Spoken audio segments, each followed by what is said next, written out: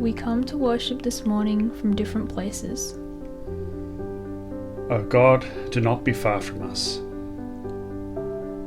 We come to worship this morning for different reasons. O God, do not be far from us. We experience the presence of the Spirit in different ways. O God, do not be far from us. We hear Jesus' words with different ears. O God, do not be far from us. Deny yourselves. O God, do not be far from us. Take up your cross. O God, do not be far from us. Follow me. O God, we thank you for drawing near to us in this place, in our lives. Amen.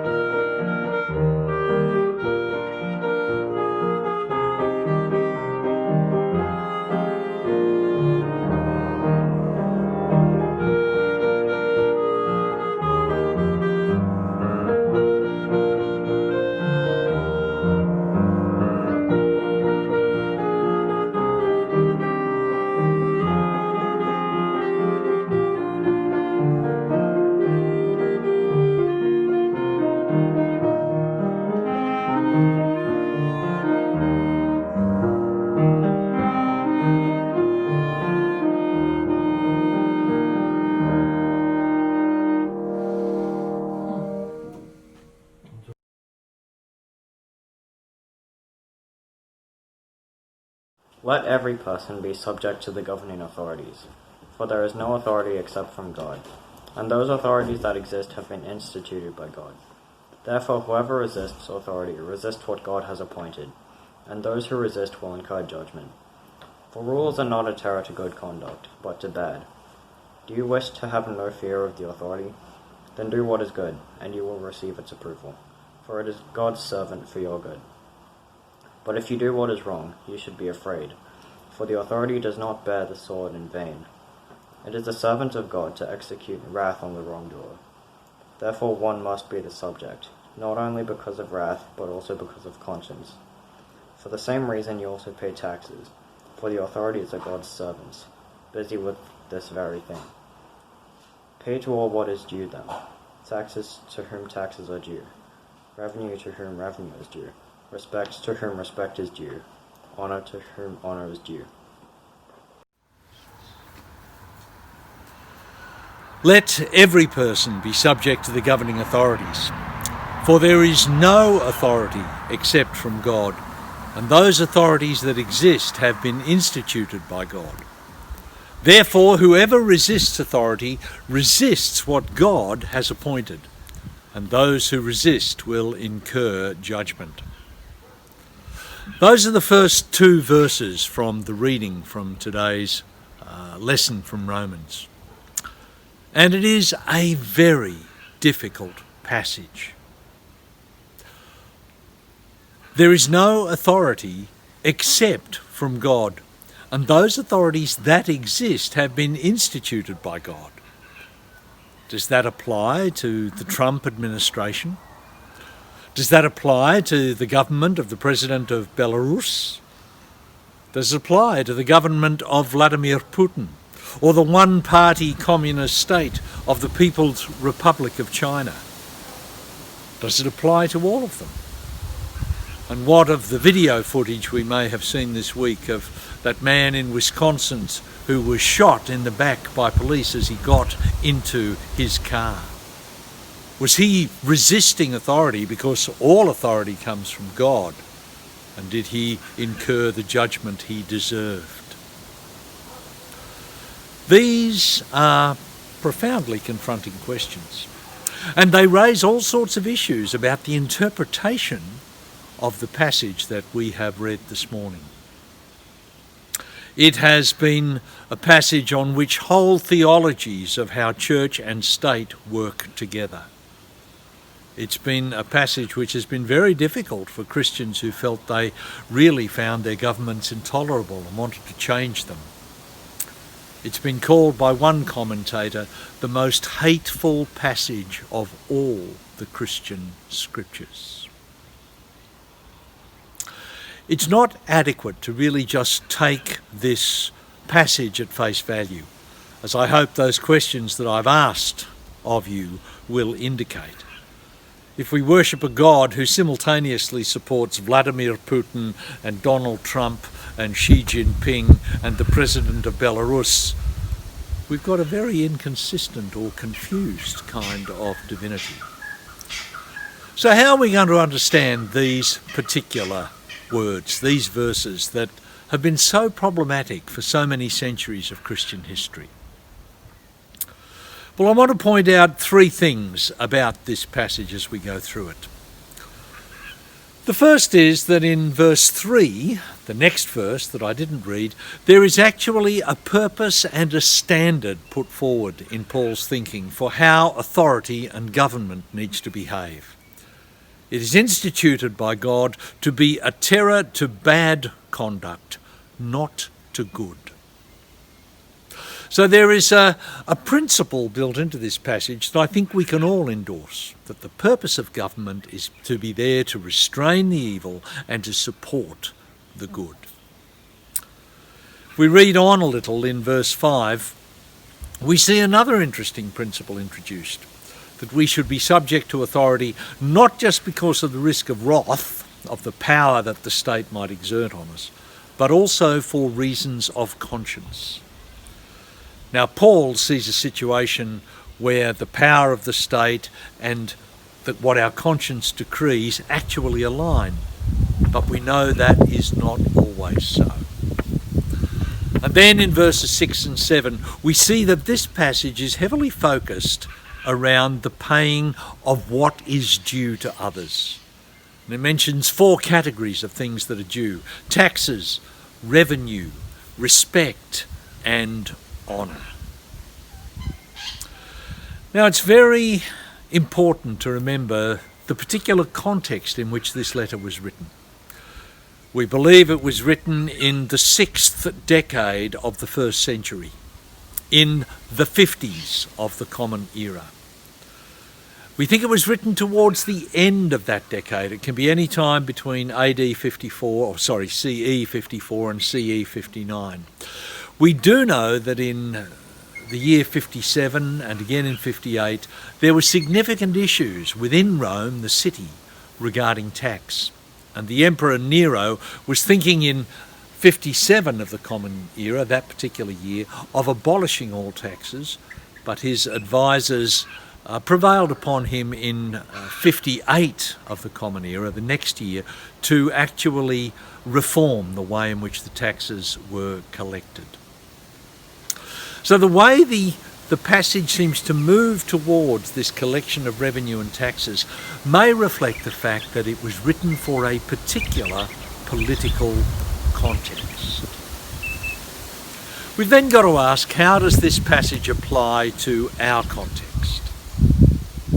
Political theology, how we think through systematically and wisely how we relate to governing authorities, is a very important element of our Christian thinking and our discipleship. How do we understand our responsibilities as citizens? Well, we are living in a time of great challenge, a time of disaster, a time of emergency. But I think we need to think about some of the concrete situations of our context and see what wisdom might be applied from this passage in Romans 13. We're living in a time when we see some people who claim to be sovereign citizens. These people say, the rules don't apply to me. I have universal human rights which I am going to exercise. Such people don't want to be bound by COVID-19 rules. They don't want to live or respect quarantine. They want to be able to wander freely and be unmasked, for that is their right. Personally, I think their situation is one where Romans 13, 1-7 definitely does apply. But there are authorities which are there for our good, and we need to be subject to the rules and all work together in a time of profound threat and disaster. A second example I want to give you is people who are very concerned about black lives, the entrenched racism that we find in a number of our communities. Recently there was a rally supporting black lives in Australia, deaths in custody, and some of the terrible racism our Indigenous people have experienced. But the rally was going ahead in a time of pandemic, and the police said, no, this is irresponsible. You shouldn't be marching, you shouldn't be rallying and coming together because of the health risks. Here we have two particular causes or principles that are colliding. On the one hand, the protection of the vulnerable and the oppressed, and on the other, the need for us to respond together to a health emergency. I'm not going to be one who judges that. You will have your own views as to which of those two principles should predominate. A third part of our context is the challenge to government itself. The government's trying to deal with a health emergency, with a failing economy, with the debt that is going to have to be paid off at some point in the future. And they've also recently and controversially extended the state of emergency for a further 12 months. This is a time when government at any level is profoundly challenging and difficult.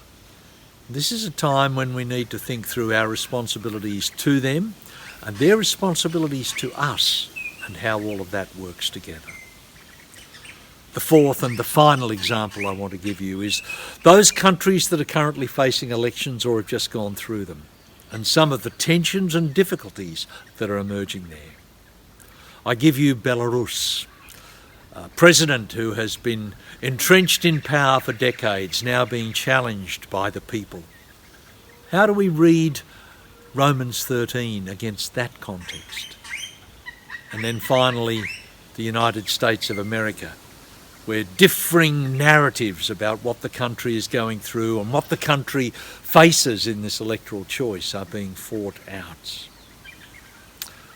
To our friends in America, I would urge them to embrace faithfulness and courage and prayerful reflection upon what the issues are and what their responsibility to God is.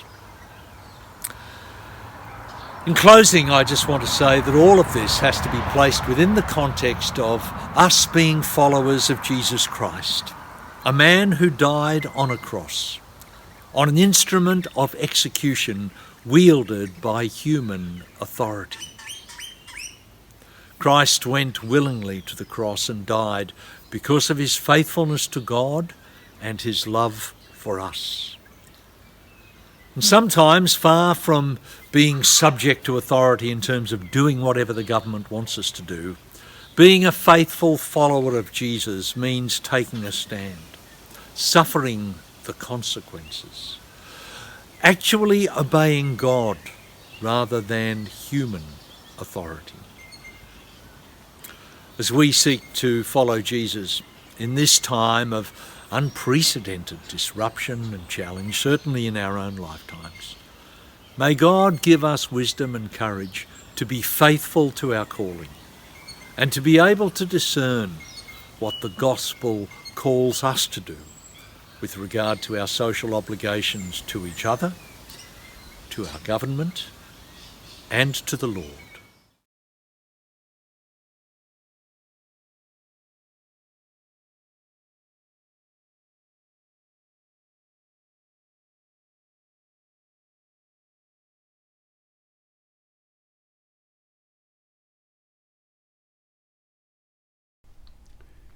Lord, help us say no when we are drawn to the philosophies of self, that tempt us to place our rights as individuals above the common good, when you want us to look to our neighbours, locally and globally, and strive for their well-being, at least as much as our own. Lord, help us say no to the world and yes to you. Lord, help us say no when the voices speak of building up investments in the things of the world, when you want us to invest ourselves in the ways of heaven. Lord, help us say no to the world and yes to you. Lord, help us say no to what the world tells us we need in the accumulation of stuff, when you want us to let go of the stuff and rely on you instead. Lord, help us say no to the world and yes to you. Lord, help us say no to the quick fix and ready-made answer that patches the cracks when you long for us to take a lifetime to live and explore the questions. Lord, help us to say no to the world and yes to you. Lord, help us say no to throwing money at every problem, of feeding the hungry with direct debits, when you wish we would live in a more equal relationship with those who are hungry in the world. Lord, help us say no to the world and yes to you. Lord, help us say no to the easy way the world wants, that involves no pain or hardship, when you call us to carry crosses and trust the love that bears all. Lord, help us say no to the world and yes to you. Lord, help us say no to conflicts that show humanity at its worst, in blitz and repression, when you know we can live ways that show the magnificence of humanity. Lord, help us say no to the world and yes to you. Lord, help us say no to a faith that speaks empty words and is born by hollow actions, when we know of a word that brings the fullness of life and is carried by actions shaped by justice. Lord, help us say no to the world and yes to you.